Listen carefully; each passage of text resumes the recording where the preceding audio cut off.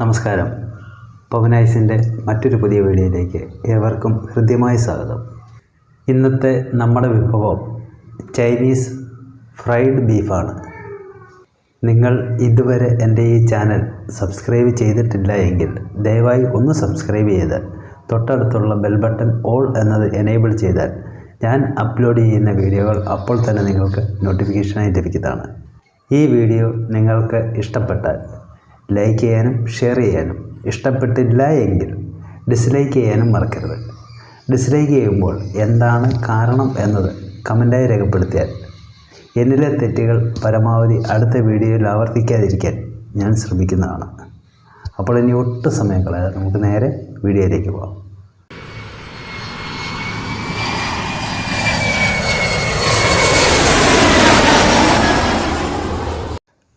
Fried ബീഫിന് ആവശ്യമായിട്ടുള്ള സാധനങ്ങൾ എന്തൊക്കെയാണ് എന്നതാണ് നമുക്ക് ആദ്യം ഒന്ന് പരിചയപ്പെടാം.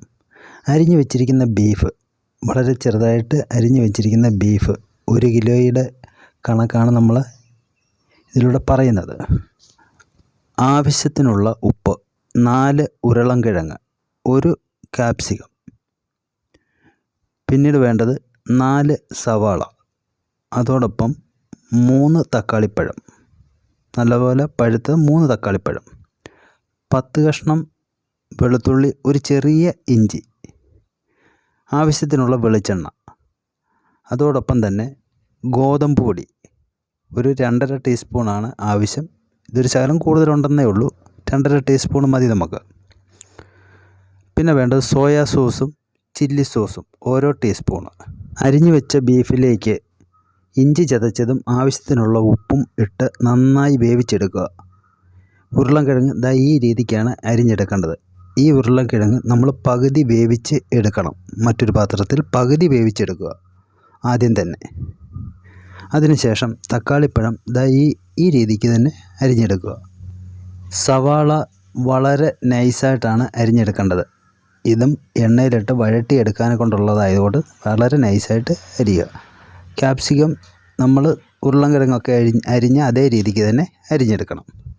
ഒരു പാത്രത്തിൽ കുറച്ച് വെളിച്ചെണ്ണ ഒഴിച്ച് അതിലേക്ക് ഉള്ളിയിട്ട് നമുക്കൊന്ന് വഴട്ടിയെടുക്കണം. സവാള നല്ലതുപോലെ വഴട്ടിയതിന് ശേഷം പകുതി വേവിച്ച് വെച്ചിരിക്കുന്ന കിഴങ്ങും ഇതേപോലെ തന്നെ എണ്ണയിലിട്ട് ഒന്ന് വഴട്ടിയെടുക്കുക. നമ്മുടെ ബീഫ് ഏകദേശം വെന്തിരിക്കുകയാണ്. ഇനി ഇതിലേക്ക് നമ്മൾ ഗോതമ്പ് പൊടി ഇട്ട് നല്ലതുപോലെ അങ്ങ് മിക്സ് ചെയ്യുകയാണ്. നല്ലതുപോലെ ഇതങ്ങ് മിക്സ് ചെയ്തെടുക്കുക. അതിനുശേഷം ആ ചീനിച്ചട്ടിയിലേക്ക് കുറച്ച് വെളിച്ചെണ്ണ ഒഴിച്ച് ഇത് നല്ലതുപോലെ ഈ ബീഫ് ഈ എണ്ണയിലൊന്ന് വഴട്ടിയെടുക്കണം.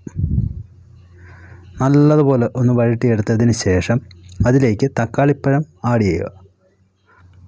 അതോടൊപ്പം തന്നെ നമ്മൾ എണ്ണയിൽ വഴട്ടി വെച്ചിരിക്കുന്ന സവാളയും കിഴങ്ങും കൂടി ഇതിലേക്കിട്ട് നല്ലതുപോലെ അങ്ങ് മിക്സ് ചെയ്യണം. ഇത് നല്ലതുപോലെ മിക്സ് ചെയ്തതിന് ശേഷം അതിലേക്ക് ചില്ലി സോസും സോയാ സോസും ഓരോ ടീസ്പൂണാണ്. ഇത് ബീഫ് ഒന്നിൽ കൂടുതലുള്ളത് കൊണ്ടാണ് ഞാനൊരു ഇച്ചിരി കൂടുതൽ ചേർക്കുന്നത്.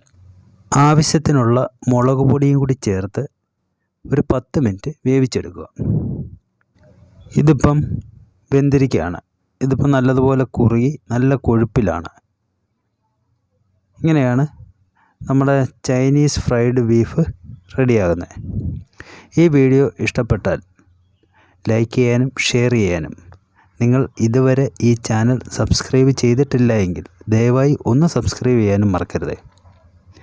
മറ്റൊരു അടിപൊളി വീഡിയോയിൽ കാണുന്നത് വരെ എല്ലാ നല്ലവരായ സുഹൃത്തുക്കൾക്കും ബൈ.